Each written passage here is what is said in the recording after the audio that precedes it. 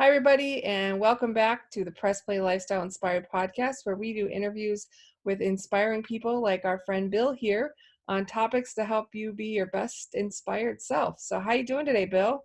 I'm just doing great, enjoying getting on here and talking with you, having some good conversation in the midst of all of this drama that we have going on in the U.S. right now with all of the virus stuff and everybody working from home and everybody kind of locked in. So it's kind of nice, to be honest with you, to see a fresh face. So thank you for doing the audio and video thing. That's nice. Yeah, thank you. I appreciate that.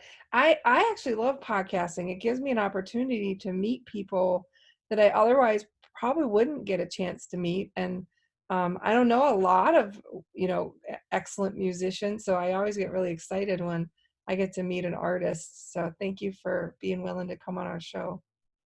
Well, I guess we'll find out if I'm an excellent musician or not, right? So that's all perception. Yeah. Well, I liked what I heard so far. Are your agent or Michael from MTS sent over some stuff, and your Uh-huh. website has some nice stuff. So I like your vibe. It's pretty cool. Yeah, I'm just an old hippie. An old hip. Well, Just an old I hippie. think hippie's coming back, right? All we could do is hope at this Yeah, point. All we could do is hope that yeah. Well, that I don't. that How do you be a hippie in social distancing, though? well, there's all kinds of different ways, right? Yeah. So, I think the challenge within the social distance is using the various tools and technology that we have, to stay in contact with everybody. And I don't know about you, but in this particular environment, I'm getting out a lot more emails and a lot more chats and a lot more WhatsApps and a lot more texts than in the past. So I think that's a Yeah, good thing. yeah. You're right. Because I think I woke up. I cleared my inbox. I try, but I woke up this morning, and I'm not even kidding you. Before I woke up, there were like 72 emails in my inbox, and I thought, oh my goodness, what the heck? Like, Yeah. do I even know 72 people, Bill? I'm not sure about that. Well, I don't know that. Well, I won't make that social statement. I was about to say maybe there aren't 72 people you want to know. So there you go. There you go. Uh, That's Actually, when true. you talk about email, I have kind of a rule about emails where I have I call it no read before bed. So in my email inboxes, I have several. Uh, when they haven't been read or looked at least they turn red. And so that's my rule. No read before bed. I may not answer, I may not do any kind of response, but I am going to touch them at some point. Nice. So Yeah, that's like maybe my because, zero inbox. Same yeah, kind of yeah. challenge. I kind of like no read before bed. It rhymes and stuff. It I'm a does. It's songwriter. Yeah, a there you little go. more lyrical. I should write a song. No read before bed, right? There you go. I like it. I like it.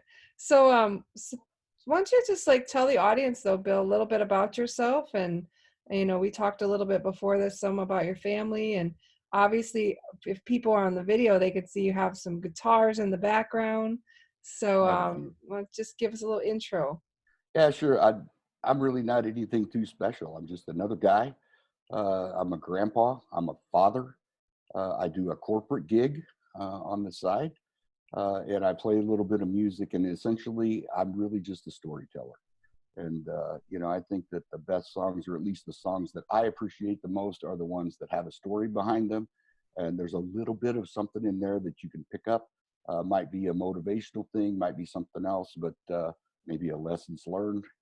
As you can tell, I didn't get all this gray in my beard from a bottle, so I may have a little bit of history, yeah, and picked up a few things along the line. And so that's really who I am. I live in a loft in the Kansas City market area that I built a few years ago. I do have a few guitars. Uh, I have 12.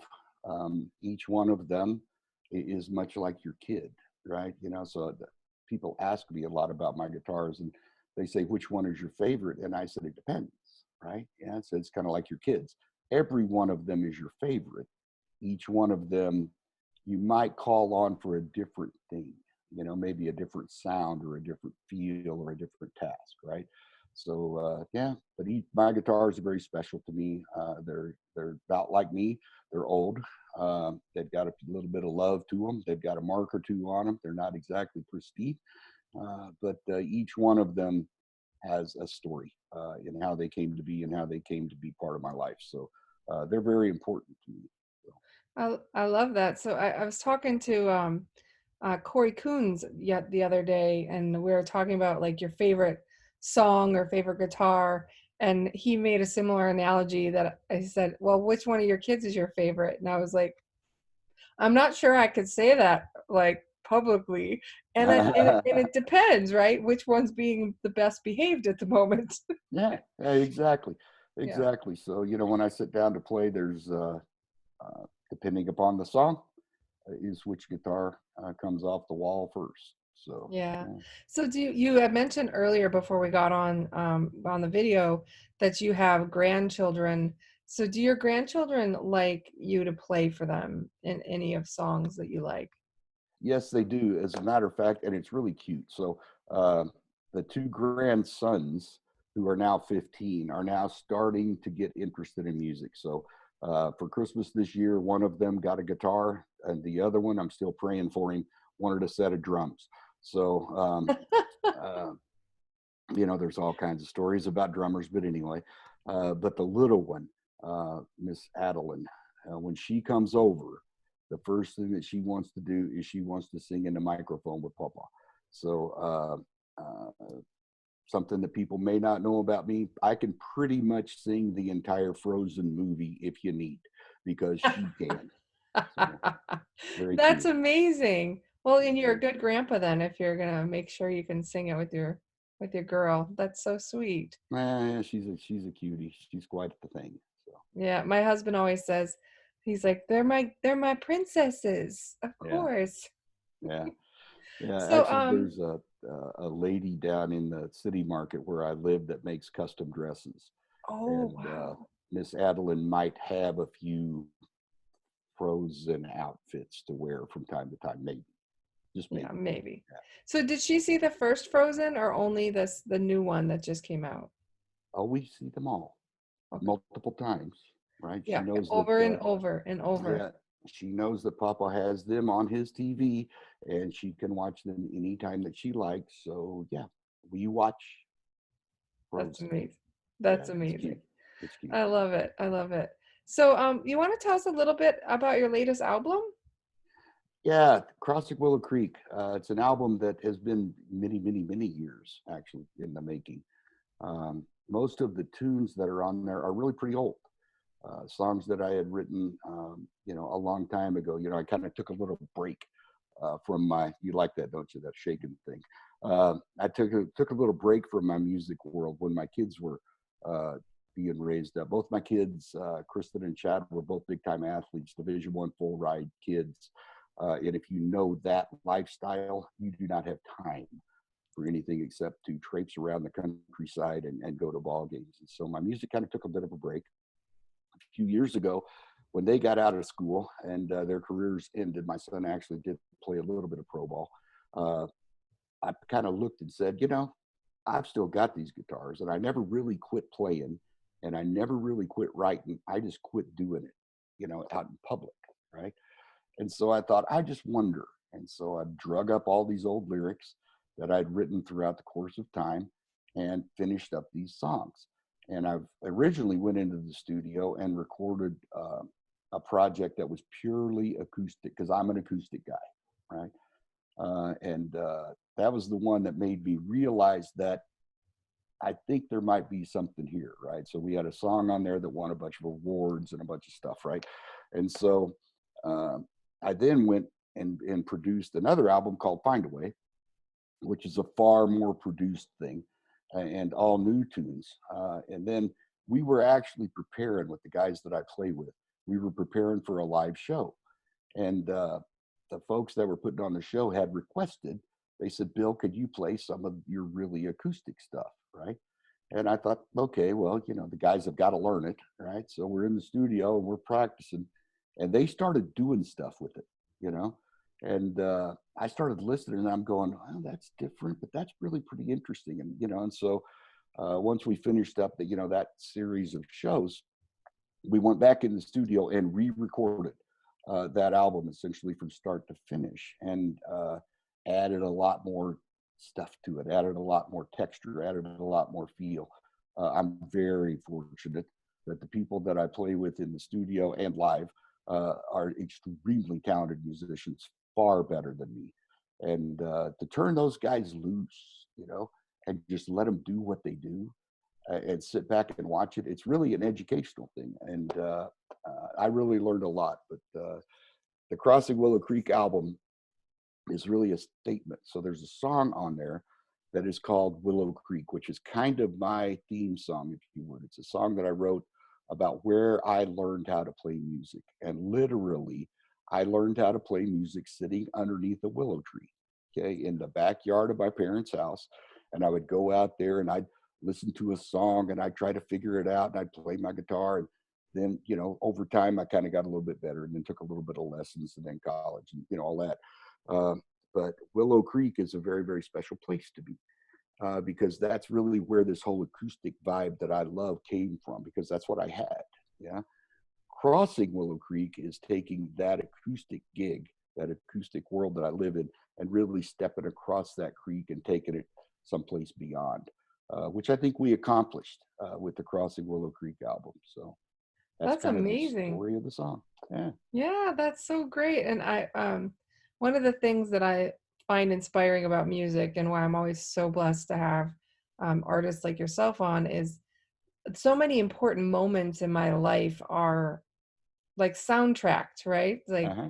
I got married and that was Lone Star. And when I was, in um, pining over some boy, it was the summer of '69. And, Uh-huh. there's all these moments in my life that were infused with this live soundtrack. And and so that's like storytelling, but my stories are richer because someone could put into music the feeling I had, that maybe especially as a teenager you can't always express yourself. And now in my 40s and I still can't always express myself, but a good song, right, a good song Yeah. will like pull it out for you. And so I Yeah, for love. sure. Yeah, for sure. I call those songs that meet you at a place, right? And on each of my albums, of course, all of my original stuff are there's someplace in my heart, right? That's part of who I am. But on each of my albums, I always record cover songs, a few, right? I think on Crossing Willow Creek, there are two. Uh, but those are songs exactly like you just said. Those are songs that met me at a place in my life and had an impact on me.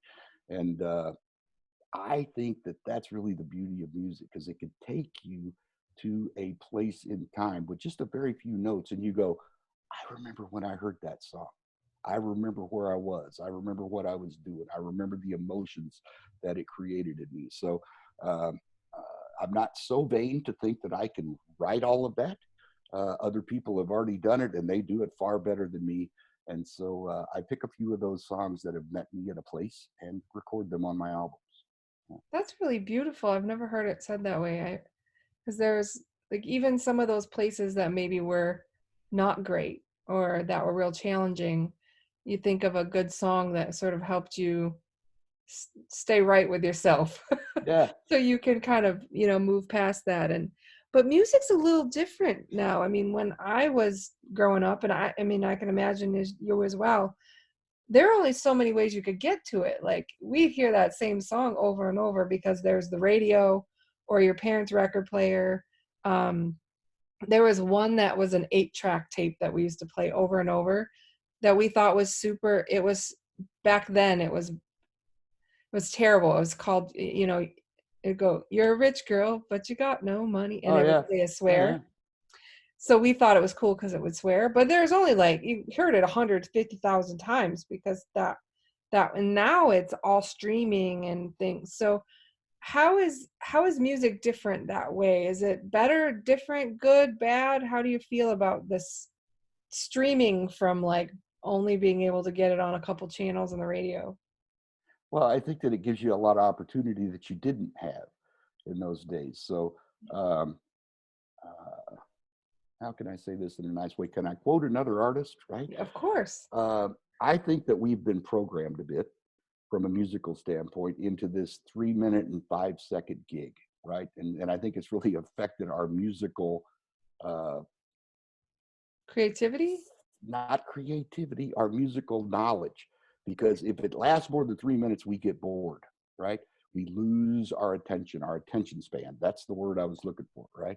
Mm. Billy Joel wrote a song many, many, many years ago, and I have absolutely no idea how much money this song cost him because it was really a statement about the music industry at that time, right? And the song was called I Am the Entertainer. And now I'm going to attempt to quote lyrics. And so this would be a good time for thought and prayer. So the verse that really jumps out at me in that song is he says, I am the entertainer. Uh, I sing to you my songs. Oh, nope, I already messed that up. I am the entertainer. I come to do my show. You heard my latest record. It's been on the radio. You see, it took me years to write it. They were the best years of my life. It was a beautiful song, but it ran too long. If you want to have a hit, you got to make it quick. So they cut it down to 3:05. Love that line. And that's the music industry today a little bit, except that now we have so many options. You know, I saw a report come out that there are hundreds of thousands of songs released, you know, across the web and Spotify and, you know, all the places that you go a day, every day, you know. And so I think it's great that we have that kind of opportunity and that kind of flexibility to really listen to a lot of different things. From an artist standpoint, I think it's great because I can throw my stuff out there in a heartbeat, you know. Uh, it's also a bit of a challenge to know who your audience is, you know, because not everybody's going to like my stuff. I understand that. I don't have a problem with it. As a matter of fact, I kind of enjoy it. But who is your audience and what really is the best way for you to stay in contact with the audience so that they can see your new stuff and listen to your stuff. So I Yeah, think I think it's that's fair. I think that's yeah, marketing, right? Like, yeah, yeah, a little bit of marketing, but I think that's the key. You know, that's the key. But I do remember those days. Now I will have to tell you, I was not that guy. I didn't listen to the radio all that much. I bought albums, and I was fortunate that I was able to do that. And so instead of just hearing the one song on the record on the album, I listened to the whole thing and tried to understand that there was a theme behind what they were doing. You know, I see uh, great musicians and great songwriters as artists, and they're painting a picture. They're painting a picture, and part of that picture is the songs, but the rest of it is the album. And so, a lot of the cover tunes that I do are songs that are maybe a little bit deeper in the albums than what you heard on, you know, top 40 radio.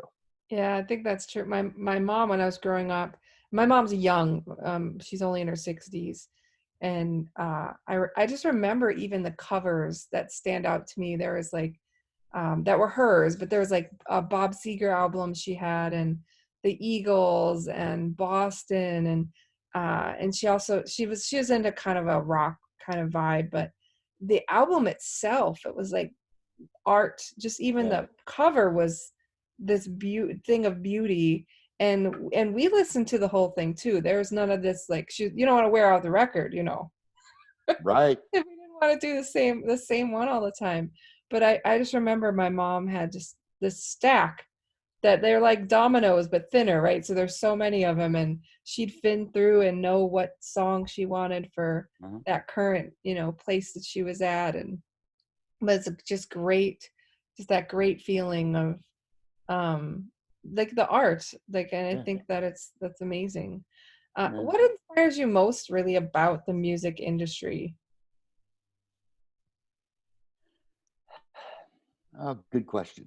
The music industry it's a business, you know, and I'm a business guy. I mean, I do a corporate gig. I've been doing it for 42 years. So I have a little bit with an international company, right? So I have a little bit of a business vibe. And music is a business, and it has to be treated that way.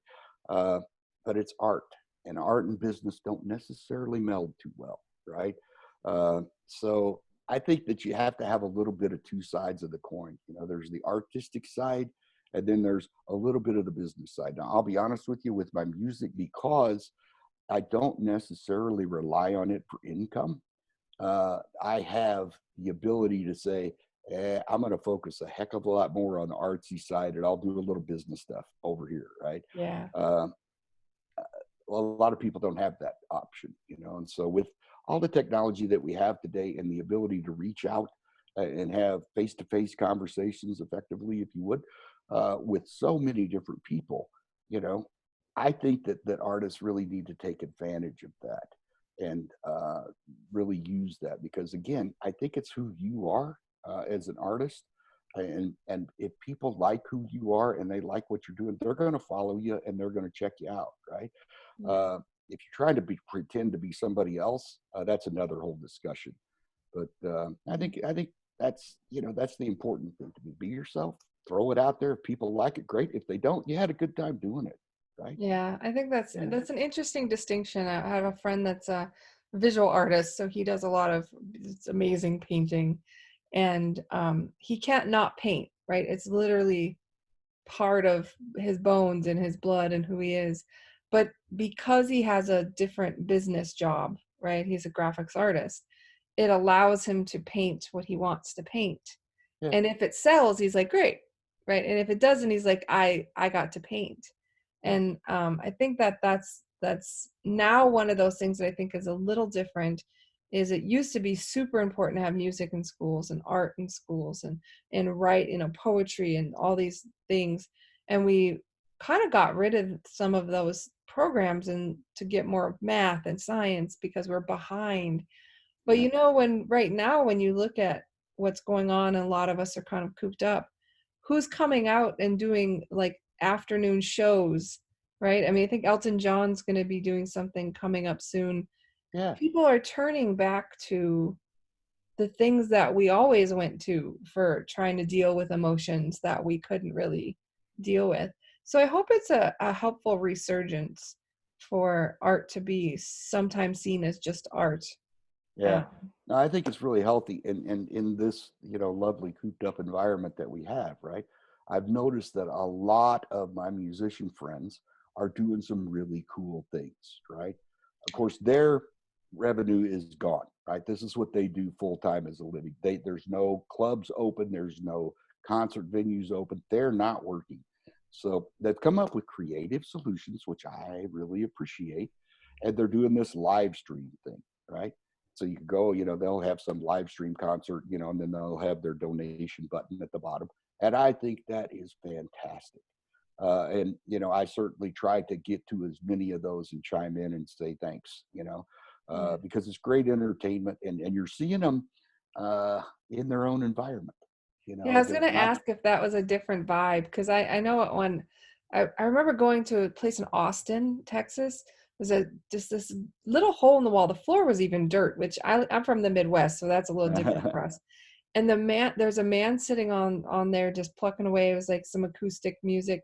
He was just blew me away, fantastic. No idea who he was. He had no like there was no marketing, there's no promotion. He was kind of open mic night. The guy was fantastic.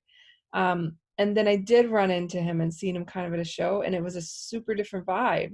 yeah, He was dressed different, like he had a t-shirt and jeans on in the pub, right? uh-huh. But out of that, it was more produced. And I Oh, thought, oh wow, even the vibe was different. How cool. So now maybe yeah. we get a little more of you guys from Yeah, here. no, I think it's great. So one of the things that again, I don't necessarily rely on the music gig to make money, right? Yeah. It's nice that it pays for itself and all that stuff, but it's not, critical to me. Most of these folks are. So they're doing all this live stream stuff and they're getting all kinds of people involved. It's like a big chat room and, people are having fun and, oh, can you play this? I've got one set of friends of mine, fantastic musicians. They record with me from time to time and they have over 650 songs that they play. And they'll do a live stream thing and you just Gee. request a song and they just start playing them right down the list. I mean, it's unbelievable. And so that to me is number one, a testimony to their talent, but it's also fun. They make it a lot of fun. So I'm trying to do a very similar thing, but different. Again, I don't want to get in their kitchen because they need all the people they can to get into these live streams and donate to them to help them stay viable, through this next, months, I fear. that we're going to be cooped up. So one of the things that is really important to me is small businesses. So like I mentioned, I live in Kansas City. I live in the Kansas City city market. And so there are tons of small businesses around me that I rely on every day. It's where I get my food. It's where I get my drinks. It's where I meet people. It's, restaurants. It's, all that. And I'm very concerned about them during this time because they live on foot traffic, right? So what we've decided to do, and I had this discussion with my daughter, who helps me with some of this marketing stuff, right? It's her thing. And we've decided to do a completely different thing, but it's the same. So we have what I'm calling the coronavirus sessions.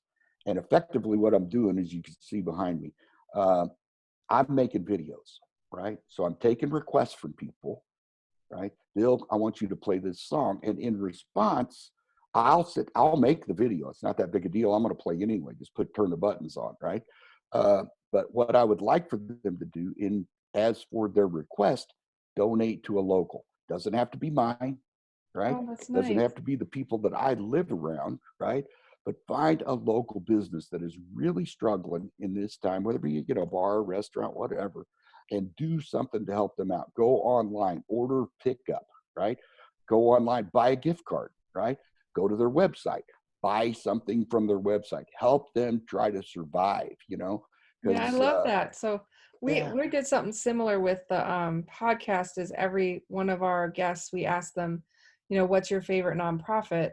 And so we try to help the nonprofits. But I really love that. It's kind of like Small Business Saturdays sort of thing, where yeah, but you have this wonderful gift that you can, share with others. So if you have a lineup or a link, or if it's on your website, let me know. But we'll definitely let everyone know about, the small business support that you guys are doing, because that's yeah. a really cool thing you're doing there, Bill. I like that a Well, lot. it's kind of fun. It's kind of fun, and the best place to hit me up is on the Facebook page, right? Okay, So we'll we get that. we launched this about 4 days ago, right? Wow. At this point, and I have a list of requests from people, which is great because they're all supporting, right? Whether I could actually get all those songs played or not, and I do. I'll just say it right. I do have first right of approval, if Good. of refusal. If you call and say, Bill, I'm going to donate $10 and I need you to play Sweet Home Alabama, sorry, that ain't going to happen, right? Stairway to Heaven, no, right? Hotel California, no, right? It's me and a guitar, right? So Yeah. let's think about that, right? But I've gotten some very interesting requests, and it's really a bit challenging from a musical standpoint because these are songs I don't play. So it's kind of fun. It's kind of fun for me, and I'll kick out a video and throw it out there, throw it out on Facebook and YouTube, and people get a kick out of it. So it's Yeah, kind you of have a fun for YouTube me. channel too, right, Bill? I've been on Yeah, your YouTube channel. Are you going to be yeah, putting some of your stuff out there that you did? yeah. There's one now. Okay, I'm I trying to was remember. there last week, so I'll have to get back out there and check it out. Yeah, yeah. I think I put one out there now, but I'm calling the CV sessions, coronavirus sessions, right? Nice. And so I'll get to all those. I think I've got 4 or 5 made now. Like I said, I just started doing this, but I'll upload them into YouTube and people can go out there and see them. So That's it's fun awesome. for me. I'm going to practice anyway, you know, so why not? I've got the gear, I've got the equipment, just turn on the thing and, play a song. It's kind of fun. And I'm Oh, having a that's good time with awesome. it. That And sounds so hopefully, fun. yeah, I bet hopefully people are the, gonna love it. I yeah, know they are. yeah, Plus, your hopefully the music is locals. great. Oh, thank you. Thank You're you. welcome. So, is there anything you'd like to leave the audience with, or any parting words before we wrap it up today? Well, I guess I could go a couple of different ways with this. Number one, go listen to my music. If you don't like it, that's fine, right? You may know somebody who may like it. So share that out there. That's always a good thing. You're going to post up the websites and all that junk, so I don't have to talk about all that. But do yourself a favor in today's times, right? This is a crazy, crazy, crazy time. Something that we've certainly never been through. And be creative. You know, I see so many people doing so many creative things. We've got distilleries all over the country right now that are retooling and making hand sanitizer because that's a need. We've got folks that are making masks at home. We're doing what Americans do, right? We're doing what we as a society can do to help each other along. Of course, there's the crazies out there, but that is what it is, right? Mhm. But if you look at what you could do, how you could add value in this craziness right now, figure it out and do it. Just figure it out and do it, you know? And last comment, and I put it at the end of every one of my CV videos that I'm making, right? Yeah, please wash your hands. Give yourself a chance, man. Go All wash your right. hands. All right. Well, thanks so much, Bill. I look forward, and please keep in touch. We'll definitely share some of your videos out there. Okay, cool. Well, I appreciate it. Thank you very much. All right. Bye-bye. Bye bye.